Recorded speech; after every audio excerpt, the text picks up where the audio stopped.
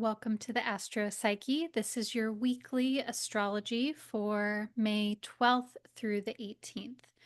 The theme this week is authentic embodiment. We have a full moon in the sign of Scorpio. The planet Uranus is heavily involved in this equation, so lots of deep, rich, and possibly intense feelings. And also this week, this particular urge towards a more authentic way of being in your continual process of becoming more of who you are in this lifetime. My name is Shauna McGrath. I'm a depth psychotherapist and an astrologer, and I'm so pleased to share the astrology of this week with you from a depth psychological perspective. So let's talk first things first, about the full moon in Scorpio.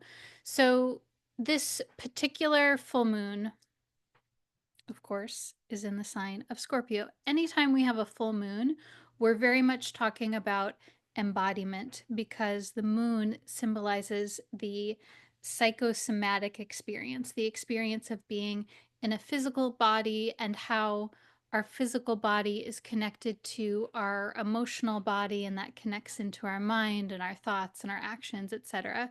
The moon really symbolizes this fluid interconnection, particularly of the experience of being in a body in the material world and the constant ebb and flow of that process. And so when we are at a full moon, it's this moment, this marker of an excitation, of an illumination, of things coming more to the foreground. There's this upwelling kind of energy with a full moon, and that can be really exciting. It can be a feeling of expansion or busyness, and it can also kind of feel like, whoa, this is a lot. And I think especially so whenever we're talking about the moon being in the sign of Scorpio, because Scorpio's nature is inherently deep and rich and intense. There's an intensiveness to Scorpio. There's sort of like a piercing quality to Scorpio because the nature of Scorpio is to seek, to find more, to find depth, to find the thing underneath the thing, to really know what is underneath the surface in this continual process. There is often a desire for more, to know more, to seek more, to experience more of Scorpio. And so if a person has their natal moon in the sign of Scorpio, that is something that they embody throughout their lifetime, and that is expressed through them in a variety of different ways. But we all get to experience this when we have a full moon in the sign of Scorpio. And so those are some of the themes that may come up. There might be some intense feelings. That's a very textbook interpretation of moon in Scorpio, intense feelings. I think this particular moon, there is a theme around illumination, full moon illumination of deep feelings that might feel unexpected or revelatory. And I'm saying that because this full moon is very closely opposite Uranus. And the planet Uranus is a symbol of unexpected change, unexpected surprises, something sort of just like uh, coming out of nowhere. And it can be, of course, as with anything external, where something happens or is presented to you and you're like, whoa, I did not see that coming. And it can also be a more internal experience where there's something inside of you that I'm sure that you've experienced this, where you have an idea or a thought or a feeling and it's just like, whoa, that changes everything. These little insights. And sometimes a very minor, seemingly minor or subtle insight or bit of information can change things radically. I think that when we're talking about Uranus and this full moon, we can think of it as a change, a shift in your conception of viewing the world. It can be sort of like a what we may call a paradigm shift. This like, oh, I was looking at it this way, but now that I'm looking at it this way, it means something different to me, and I have different feelings about it. I think that this full moon can also be a symbol of feeling or craving more freedom or more autonomy. Whenever we have Uranus involved, there is this, it sort of symbolizes this moment or period of life where we are craving more freedom, more autonomy. We want to release what feels like bondage or oppression or responsibilities. And I think this full moon actually could symbolize a time where you are doing just that, where you are releasing long held restrictions. Again, either external or internal. There are a lot of restrictions that are self imposed or internalized, that we are taking an expectation from the outside in. Side note, I do want to say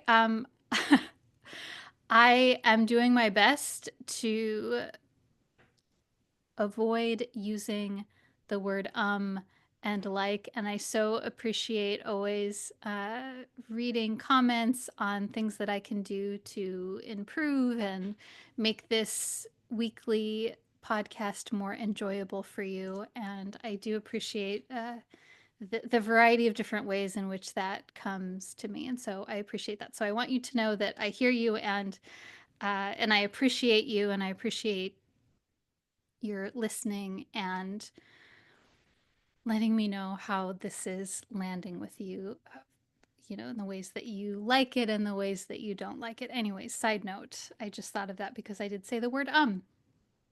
Moving on. This can also feel like being at odds or pulled in different directions, because whenever we have a full moon, it's always a opposition. It's always a polarity, because we have the moon in Scorpio and then we have the sun in Taurus. So we have actually the sun and Uranus together in Taurus. And I'm going to talk more about that particular pairing in a moment. But there's this polarity that can sometimes feel like we are having to choose, or where things feel conflicting. And it can often feel that we can't choose one, we can't have both things. And sometimes that is literally true, sometimes that is an illusion. Sometimes it's more of this feeling of simply being pulled in different directions. And so that's a bit of what may come up this particular week. When we're talking about the polarity of Scorpio and Taurus, we're very much talking about themes of power, control, and security. Those are some of the core themes around Scorpio and Taurus. Scorpio is more about emotional security, a sense of emotional power and autonomy, and Taurus is more about financial security, or I would actually want to say security of your assets or your resources, because it's not just financial. Taurus can also be connected to the feeling of security or abundance of time, resources, etc., even just managing your emotional energy. And so there can kind of be this feeling that you're being pulled to focus on one particular theme or topic, and it may feel like there is this being pulled to tend to your emotional experience or your emotional needs, Scorpio moon, versus the more practical responsibilities or requirements, or the more material world things that you need, which is the sun in Taurus. And the ideal, what we want to keep in mind and work with whenever we have a polarity like this, whether that is in the astrology or we're experiencing a polarity within ourselves where we're thinking, I want this thing over here, but I also want this thing over here, and I cannot have those two things at the same time. They do not work together. If we can hold the tension, so to speak, the tension of the opposites, this is a depth psychological term, holding the tension of the opposites, and not preemptively or prematurely trying to resolve that tension, just really holding like, oh, yes, I want both of these things. And what is that like? And what's that about? And how do I experience that? And how is it possible to have or not have each of these things? There often can be this arising of a third phenomenon. Sometimes that's a solution, sometimes that's a realization. But my point is that we want to hold space for everything as much as we can. We want to try to, rather than collapsing into one end of the polarity, we want to actually really allow for a fluidity of moving between and through each side of the equation. Now, I'll also say a couple more things about this full moon. So, the asteroids, the goddess asteroids Juno and Pallas Athena are both in aspect to this particular full moon. And so they add another subtle nuance and flavor. So, with Pallas Athene, this brings in this desire to be strategically creative about the things that you're moving towards or the things that you're creating in your life. And with Juno, there's this quality of fiercely protecting something. Juno also was a Greek goddess, and she was, of course, they're both Greek goddesses. What I wanted to say there was Juno is a leader, a queen, a protector. And so there's this quality also here. There's this reminder, because Juno is very close to the moon in Scorpio. There's this reminder to own your sense of power and authority and influence, and to sit high on your throne or your seat, so to speak. This remembering that there is something that you have to offer here, and that you do have a sense of, you do have impact, and to remember that.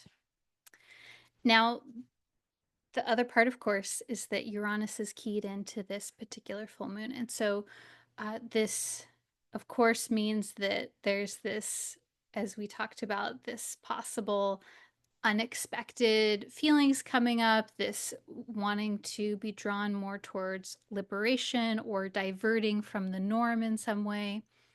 And it also means that the Sun and Uranus are very close together in the sign of Taurus. And so this also brings in this quality of liberating parts of yourself that maybe have been hidden away or unknown for a period of time. The Sun is our ego, our identity, our sense of self with a capital S. And when Uranus comes in, it brings this desire to fully embody the ways of being that are more true to your nature. And Uranus tends to show times where we question, wait, is this actually me? Am I Have I been conforming or taking on values from my culture, my family, etc., and not even realizing it? And what is it that I actually want? What is it that is actually important to me? Who am I actually? And it can often feel there can be two ways that this can go down. It can sometimes feel very exciting and liberating, but also a bit shaky or unsteady because it is unknown, because it is different. And it can sometimes also feel like you're trying to get out of something, or you're trying to get someone or something off of you. So I imagine it sort of as like you've had maybe this cloak of other people's expectations and values and how you should be as a person, and you're trying to take it off, but it's like it's almost stuck to your shirt or something of that sort. And so that feeling tone of Uranus is sometimes where we maybe feel that we can't entirely get that sense of freedom or unbinding as much as we want to. And so I would just be curious on where you're at with that right now, what's coming up for you as I'm talking about this.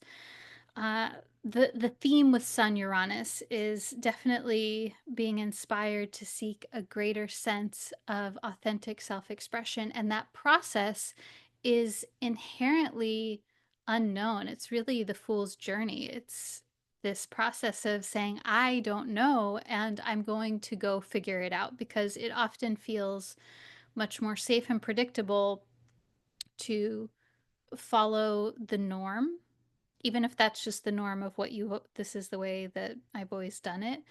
And there's something with Uranus that is very exciting, but it can also be very intimidating at the same time.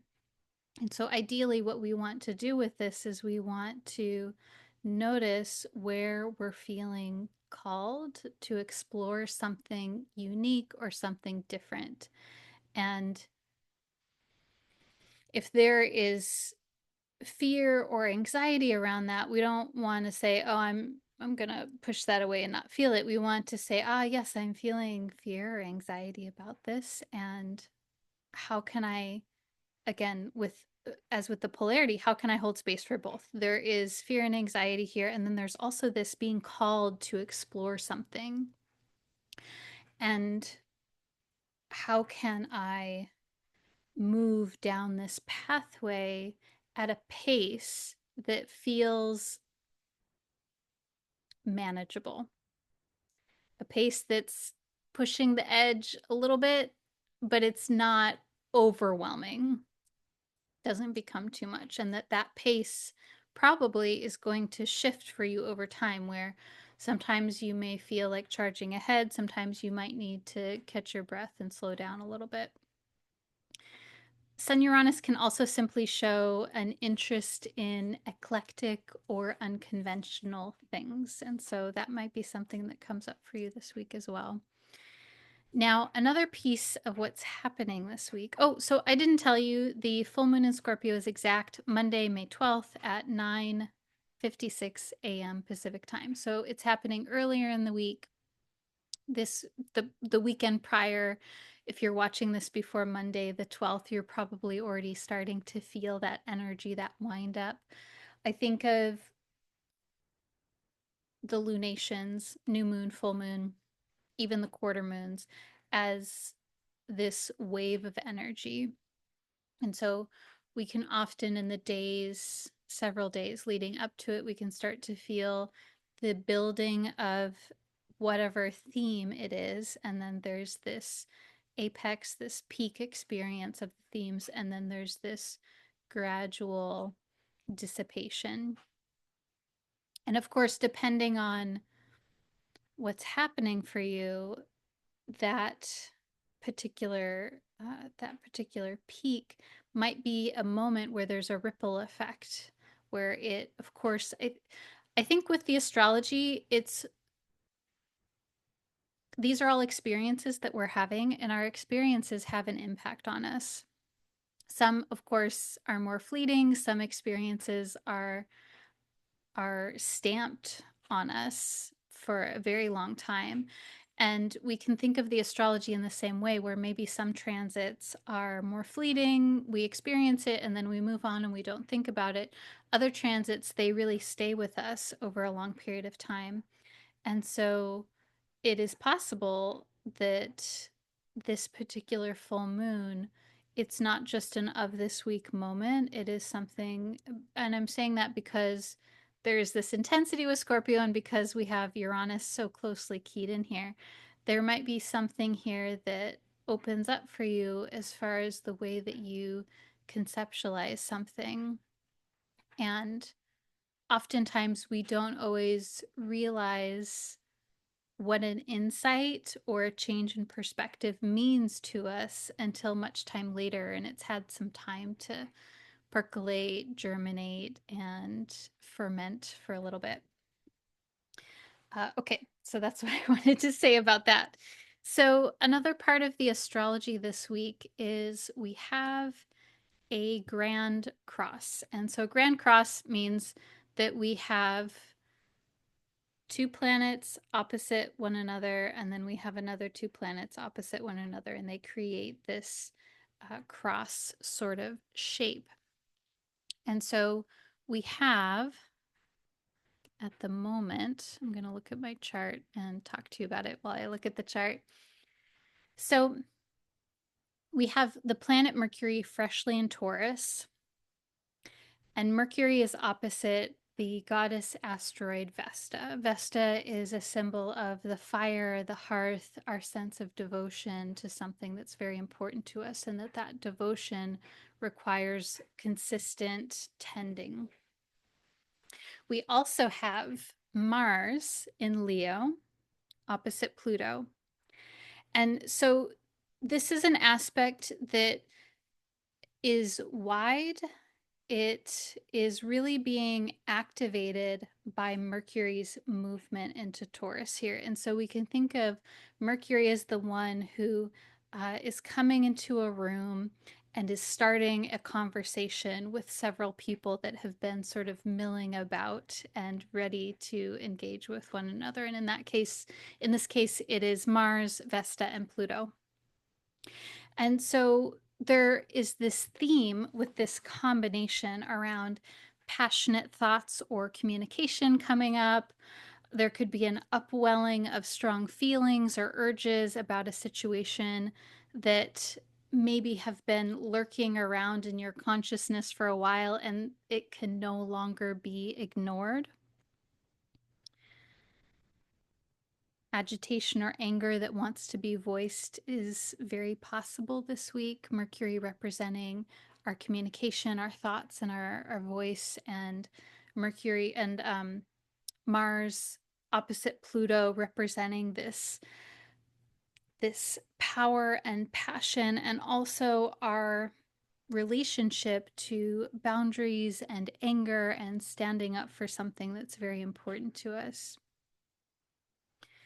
It's quite possible that unconscious material might be revealed this week, whether that is thoughts or behaviors or relational patterns.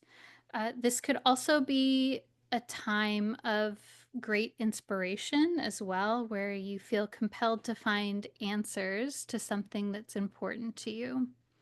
And this is the investigatory nature of Pluto combined with the vigor and passion of Mars, and then the desire to know with Mercury. And all of this is being supported, infused with Vesta, which is the fire, the hearth, the constant tending to something that is seen as important or sacred in some way.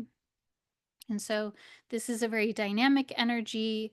This is all in fixed signs. So there's sort of this rooting into something, exploring something. And I don't know. I think the way that I've been looking at this for this particular week, you'll have to tell me how it feels for you and what comes up for you this week. But my sense is that there's kind of something that's been percolating, something that maybe has been on your mind that is a bit of an agitator or something that needs or wants to be said or voiced or thought about. And it hasn't come into its full cohesive form until this week. And this week, possibly, you're ready or it comes more to the fore. And so it may, again, with all of this, it may be more internal where you're really feeling it and there's more of this sense of feeling the intensity of the experience. It might be that you're ready to say something. I don't know. Uh, and there there's a lot of energy behind it. And so I would encourage you to notice where you're feeling very strongly about things. And it's actually quite beautiful that the full moon in Scorpio is happening alongside this transit, because the full moon allows for more to come forward, more to be illuminated. And so, frankly, you might be feeling a lot this particular week. And with Mercury being the catalyst for this energy, I encourage you to find ways to express yourself, to that could be literally vocalizing or writing or speaking into a microphone like a audio recorder. I know I say this very often, and I'm going to still say it this week, because your voice needs an outlet, your voice needs a channel. And maybe it's not your voice or your words, maybe it is more spatial, maybe it involves some other activity such as movement or painting or drawing or inspired movement. Whatever feels like an outlet for you to process your thoughts is going to help you this week. Okay. So another phenomenon that's happening this week in the astrology is we have the asteroid series moving into Aries. And so this is actually quite important because Ceres is going to be here for about a year, because it will be retrograde in the sign of Aries. So the asteroid series is a symbol of our experience of separating from our family of origin. It's a symbol of the experience of creating your own independent life and the conflict that can arise around leaving the family, literally or emotionally, and embarking on your own journey. Series can symbolize particularly where themes around interdependence, independence, codependence, and meshment arises in the family system. And with this particular transit, you may become aware of your desire to be your own person versus honoring your family wishes. Series is so interesting to me because I really see it correlating to times or experiences where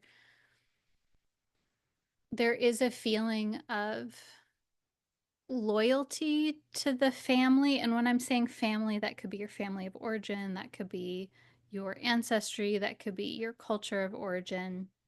I think it could be any of those things. That, you know, the place that you come from, the line that you come from. There can often be this trying to begin your own experience, your own life, your own decisions, your own values, and then sort of feeling the pull or the loyalty or responsibility to continue to be connected to the values of your family line when maybe it doesn't quite feel like that is you anymore. And there's a desire to break off into your own experience, your own journey. And Ceres really symbolizes this conflict of how we can navigate that, how we can feel that we are connected to our family or not, and how we can feel that we are taking responsibility for our own choices and that we're able to make our own choices and that we're able to claim our own experience as possibly different or unique in contrast to our family line. Ceres at its core is really about differentiation in that way, where there is an ability. When I say differentiation, that really means that you're able to be yourself in the presence of other people, and that even when other people say, oh, well, you're this way, or you should be this way, this is the way that we are, you can say, no. If you don't feel that way, you can say, no, actually, this is the way that I am, or this is what I think, or this is what's important to me.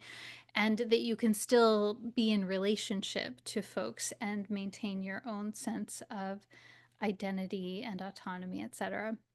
And so, uh, Ceres has been in Pisces since February of 2025. Uh, it was in Pisces from February 2025 to May 2025. It was in Aquarius from December 2024 to February 2025. And it will be in Aries from May of 2025 to March of 2026. So, in contrast to Pisces and Aquarius, Ceres was there for just a couple of months. It will be in Aries for a full year. And so, this is bringing the themes of Ceres more to the foreground. There's more of an emphasis around these themes. We could really think of Ceres also as this moment of initiation into adulthood.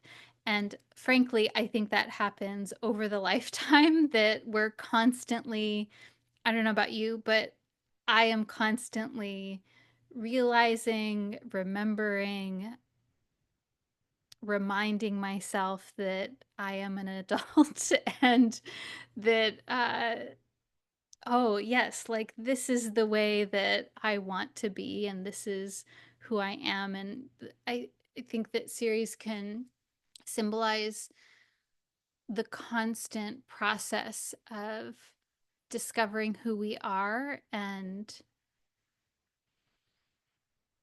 releasing the expectation to be a certain way, whether that is from family or the culture, etc. And so we get to experience that in a more forward facing way over this next year, particularly in the sign of Aries, which is uh, prioritizing your independence, your courage, and managing anxieties about embarking on your own journey. Because Aries is not just courage, it's also how we deal with fear of the unknown and fear of jumping into something that's new. And of course, with Ceres hovering around this area of Saturn and Neptune being together, there's also this questioning of what's real versus what's imposed. What actually are your thoughts, feeling, needs, and desires? And are there some things that you have taken on from others that you've internalized, particularly from your family or your family system, that maybe are not yours to keep, such as expectations, guilt, values, etc.? Okay, so that is the astrology of the week. I I really feel there's so many different repeating patterns here, and all of these aspects around connecting more to the truth of your experience, to claiming the truth of your experience, being very honest with yourself, possibly being honest with others if that feels safe for you. There's this theme of uh, self discovery, reclaiming the self. And then with the full moon, there's this potential for moving more into a state of embodied experience of that, of really feeling that and really living that. And that, yeah, like it might be possibly an intense experience. Okay, so I have some reflection questions for you, and then I'm gonna pull some tarot cards for you. Okay, so reflection question number one. Is there something you've been feeling that's been itching to get out of you? I am using that word itching very intentionally because Mars opposite Pluto, Mercury square Mars, that feels very like itchy to me. It's like there's this emotional itchiness of possibly something that you've been feeling or sitting with that wants to be expressed. So, is there something, and what might that be?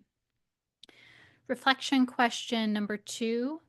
What do you really want this week? What is really, truly important to you? And this can be a moment by moment question. What do you really want right now? What do you really need right now? This is connecting into that moon Scorpio.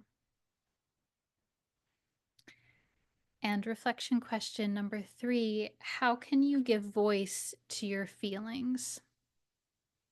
What might that look like for you?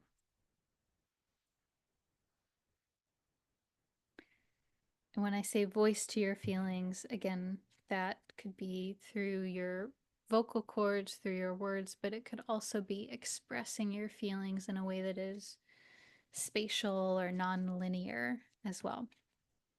Okay, so I'm shuffling the tarot here. And if you're not already, I invite you to get into a comfortable place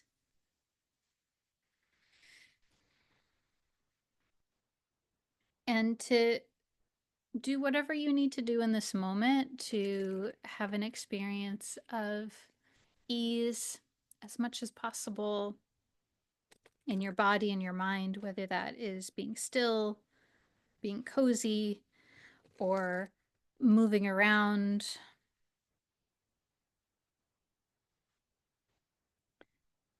You may wish to imagine yourself contained within a beautiful sphere of light.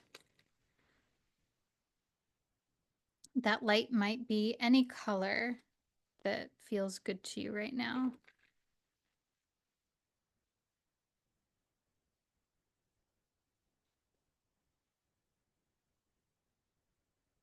Feel this light permeating through your body, through the room.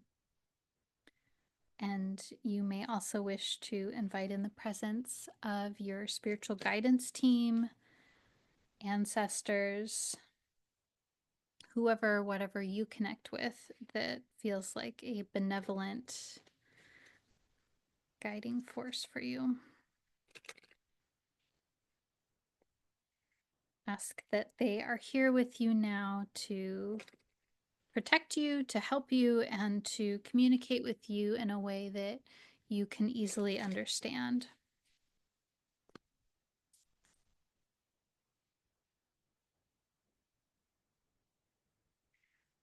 And then drawing your focus into your belly, center of the body. And from this place, maybe a question, a wondering, a curiosity arises.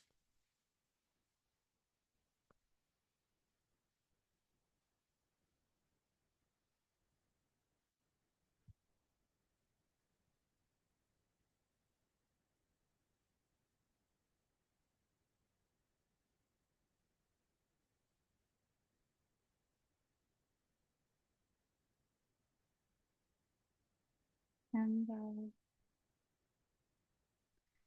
I picked three cards here. If you like, you can pick a number between 1 and 3, and that card will be special to you.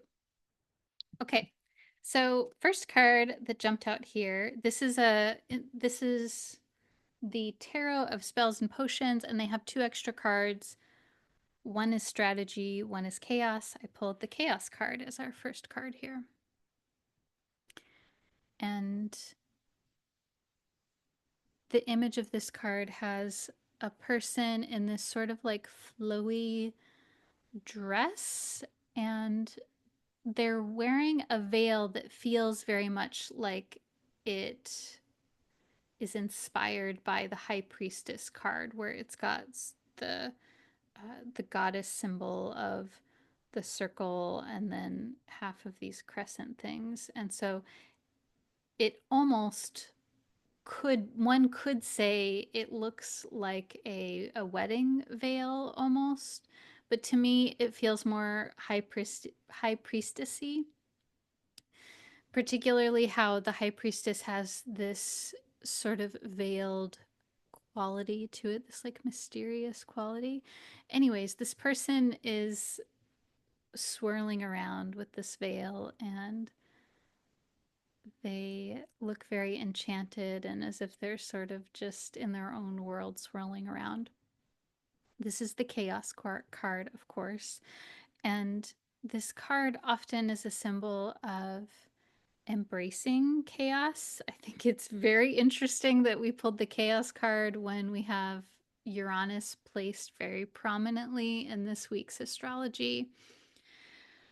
The more with the chaos card and with Uranus, the more that we can allow what one may call chaos, the more that we can feel a sense of ease and flow in this experience. And so I did pull this card reversed. So that to me can mean a couple of different things. Possibly there's a part of you that maybe feels uncomfortable with whatever you're experiencing as chaos right now. Maybe there's a fear of the chaos, maybe there's a fear of the unknown. And this card is asking you to find ways that you can feel more comfortable with the unknown, with the uncertain. And it's actually asking you to trust in the unseen symmetry behind the chaos, that there are things maybe for you that feel chaotic or unfair. Well, I don't know. I want to be careful with saying that. It might feel, there might be things that are happening where you're like, what the fuck? Like, why is this happening? And it feels maybe frustrating or painful. And chaos, this card is reminding you that there's always more. There's always more to come. And when I'm saying that, I don't want to dismiss that there are legitimate injustices and harm that we need to be doing, that we need to be aware of, that we need to be doing things about, that there is a very real need um, for protecting marginalized people and communities, and that there are things that we need to do to protect those who are in harm's way. And also, there may be things that are happening that right now feel chaotic. And then when you look back, it's like, oh, this is what was actually happening there.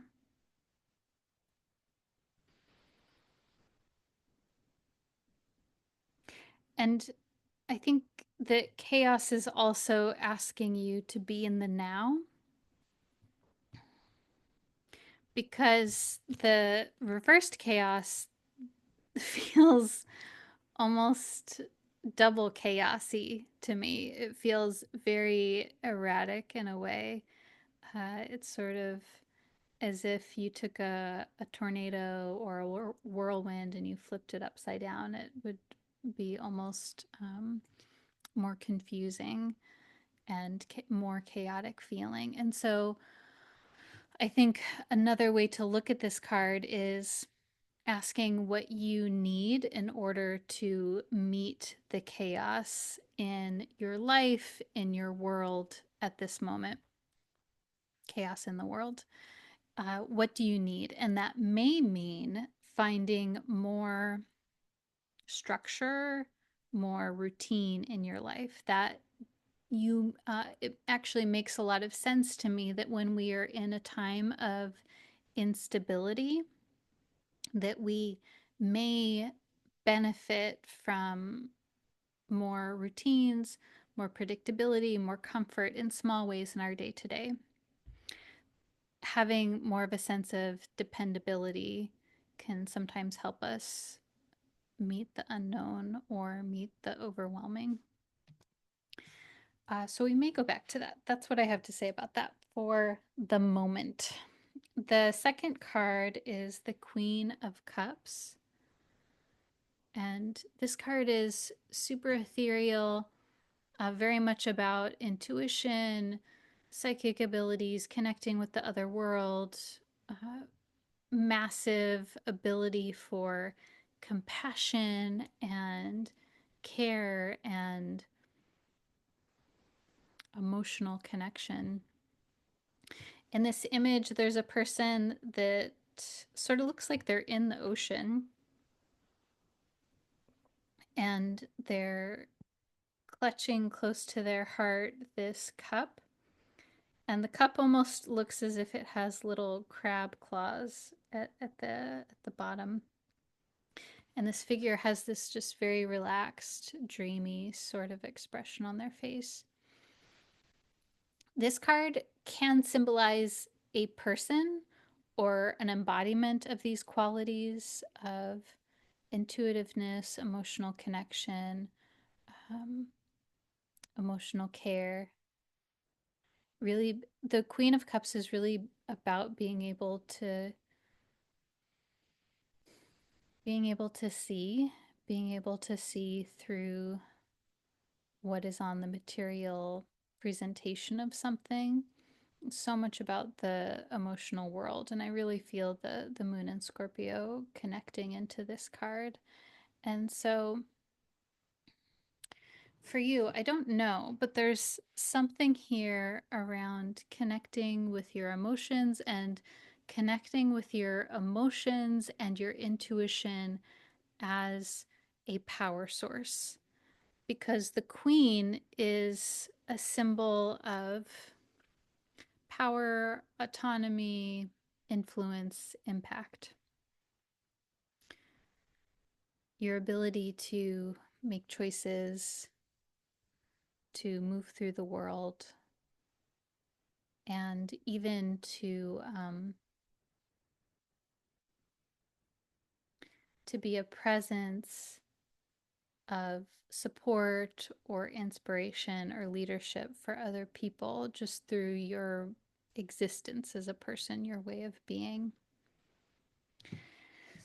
Now, I'm kind of curious about this. We have the Chaos card leading into the Queen of Cups. And so it makes me wonder if being in this unknown experience that is the chaos maybe creates an opening for connecting more to your emotional world or your intuitive world.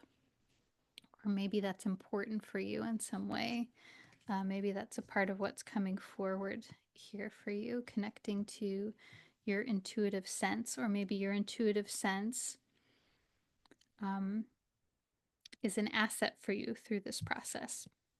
And then the last card is the Ace of Cups. Okay, so 2 cup cards here. And in this deck, it's an image of a person sitting at a table. It looks like they're sitting at a table with some cards and some potions, and they have a cup in front of them. And there's a lot of swirling, what could be swirling air or ether kind of things that are happening. So the Ace of Cups is so much about, of course, a new beginning, particularly around relationships or emotions. And so I think it's very interesting that we have the Queen of Cups, which is the full embodiment of being really in your ownership of your emotional world, of your intuition. And then there's this new beginning that follows that around the emotions, new beginning, relationships. When we have the Ace of Cups, it can sometimes feel as if there's something that's being presented to you, and it can sometimes feel as if there is a surge of emotions that are coming in that are new. I will say I pulled the Ace of Cups reversed, and when I pull this reversed, sometimes that means that we're trying to contain our emotions, but it ends up feeling restricted in some way. And it makes me wonder with this whole scenario if this instability, this chaos kind of shakes something loose for you. And then it shakes something loose, and there is this almost awakening of your experience of your emotional life, your emotional world, or your intuitive experience. And then that also opens up even more possibilities and liberates something that maybe has been tamped down. And that maybe, I think when we talk about something being unconscious or something being repressed, there is always our psyche is always trying to protect itself. Our psyche is always trying to protect us. And so when something is unconscious, that is simply because it needed to be unconscious for whatever reason. And then there are times when something that's unconscious, though it was protective being that way for a period of time, it starts to cause us more pain by being that way. And then at some point, it's ready to be transmuted, it's ready to come into consciousness, etc. And so I'm saying that because it's not like you've been unconsciously repressing, or it's not as if you've been doing something bad and now you're going to be healed and liberated and now you're suddenly good. I don't really look at psyche that way. It's more that something possible, and this is just kind of the way that I'm looking at the cards in this moment, is it's almost as if something maybe has been like a muscle, but emotions. It's almost as if there's an emotional quality or experience that has been tight or constricted. It's been maybe frozen in place. And chaos comes in and rattles whatever this is. It kind of shakes things up. And then it reminds you of your innate power. It reminds you of the power of your emotions. It reminds you of the power of your intuition. And there's simultaneously something that feels really empowering with that via the Queen of Cups, but then also a bit young and new and fresh because it's just freshly been shooken up. And so this is a process that may continue over the next month or maybe months, years, etc. But there's definitely some new energy that's coming in. And I encourage you to find ways to seek the support, the comfort, the routine, whatever that looks like for you, to seek the things that you need in order to feel a sense of emotional safety to be with yourself as these new experiences, new emotions come up in your awareness. All right. That is the astrology of this week. It is so nice to share this with you. I so appreciate you listening and enjoying the weekly astrology. And I am wishing you a week of safety and security and ease as much as possible. And I'll see you next week. Bye.